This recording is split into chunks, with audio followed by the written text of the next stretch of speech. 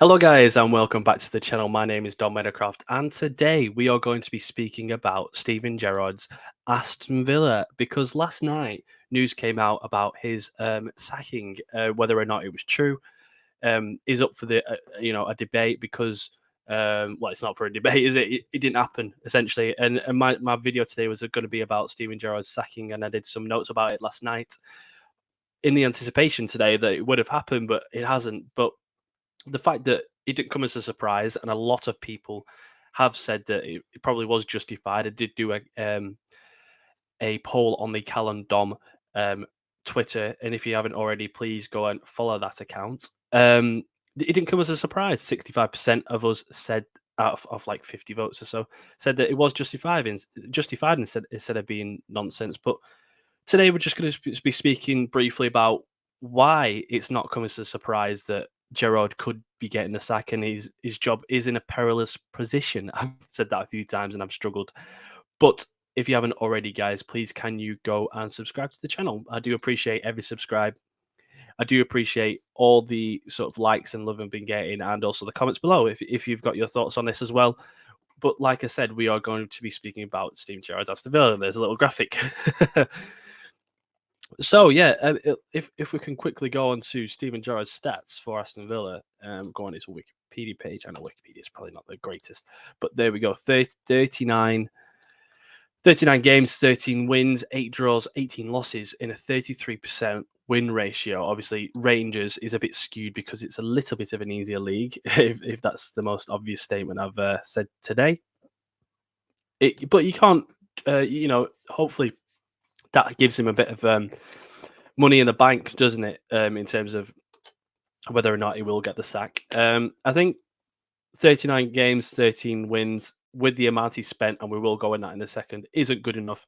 If we quickly go on to this season alone, Aston Villa have won 2, drawn 3, and lost 5 in that time, scoring 7 goals and conceding 13. And I think that 7 goals is the key stat if we can just go down to the bottom here. If you look at the amount of players that have only scored 1 goal, you got Douglas Luiz, Danny Ings, Leon Bailey, Buendia, Watkins, and Young are the only players that. Oh, obviously Jacob Ramsey as well. I do apologise. That isn't good enough, to be honest with you, and it shows the sort of issues that has arisen at Liverpool. And I think that is the key information that I'm going to be saying in this, and we'll be speaking about the Chelsea game as well, and the sort of similar situation that Gerrard's had all season, the sort of toothlessness that they have up front, and the amount of chances that they had against Chelsea. We'll go on to that one actually. The Chelsea game that Chelsea did not deserve to win this game. Let's put it out there. And I don't know what the XG was, but I'm guessing it would have been a lot more for Aston Villa than it would have been for Chelsea, because I only seem to remember Chelsea having one other chance other than the ones they scored. And the fact that Tyrone Mings is the one that made the mistake for the first goal, obviously with his header, that I cannot understand how it's done that. It sums up Aston Villa perfectly this season. And Tyrone Mings, whether or not him not being the captain or not, is a factor in what happened on Sunday. I'm not too sure, but it can't help. It can't. And this is the sort of issues that Gerrard's been having this season with his maybe leader roles, and maybe he's just trying to get his players that he wants slowly into the team. And maybe obviously Tyrone Mings isn't good enough for him. If you look at this team here, and obviously we'll talk about the transfers as well in a second for Aston Villa. He's got Evra Konsa at centre back, and we've got Diego Carlos, who ultimately was injured after 2 games for Aston Villa. If we go on to the transfers for the squads. In fact, we'll go on to the different. Yeah, but like I said, the transfers for Aston Villa this season seems like a strange one. So if we can look at it here, I'm clicking like mad here. Here we go.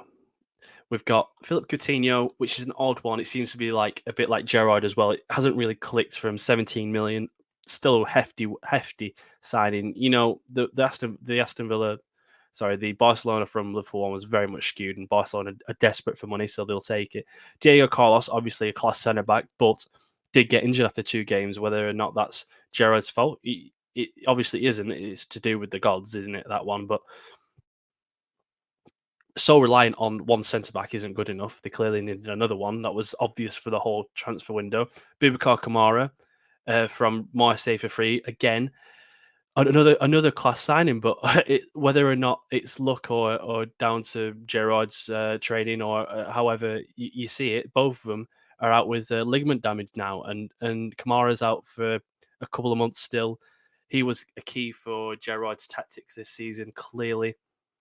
Throwing Jacob Ramsey in at the deep end, whether it's a good thing or a bad thing in terms of, because it's a young English player, he clearly wants Boubacar Kamara as well as, as Jacob Ramsey probably on the bench. So it affects the team, and obviously got Leandro Dendoncker, which is such a bizarre one. Like I think in terms of how many times has he played this season? I'm just going to quickly have a look at that because I didn't even realize he's played 3 games so far this season. I think he signed on deadline day, didn't he? So almost seems like a bit of a panic buy for Aston Villa this season. I think that sort of sums them up. There isn't much cohesion, and there isn't much in terms of sort of planning involved in it for this Leandro Dendoncker signing, especially, and it sort of summarizes it perfectly. Another thing that we can speak about is obviously Tyrone Mings. His header against Chelsea, like I said, is a bit of a bizarre one, to be honest with you. But the final point that I will say on this is the sort of toothlessness that they've had up front. I did mention that they've only scored 1 goal, and Ollie Watkins playing 11 games, Danny Ings playing 10 games, Leon Bailey playing 10 games, and only 2 goals is the highest tally. If you can have a look here, 2 goals is the most that any of them have scored, including the cup games. Definitely shows the sort of toothlessness that Aston Villa have showed this season. They've only scored 7 goals, and it's clear as to why Aston Villa are in 16th place. They're okay going backwards, but going forwards, they really have struggled. They've only scored more than 1 in 1 game, and that was against Everton, the second game of the season.